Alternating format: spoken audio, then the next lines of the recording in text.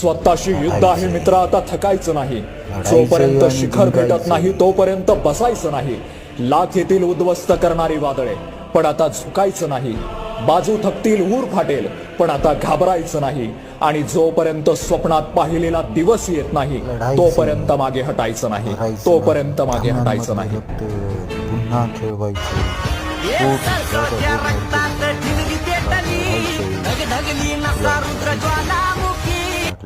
आपण टप्प्यात आला की राईट कार्यक्रम करतो. आपला कचकत असतो, त्यामुळे कसल्याचं नाव नाही घेत आपण. ज्याची गिनतीच मराठीच्या डायरेक्ट नाही त्याचं नावच मी घेत नाही. त्यांची वळवळ काय असते तर त्यांना कळलेली आहे. मराठ्यांच्या नादी लागल्यावर काय होतं मनोज जरांगेच्या म्हणत नाही मी का.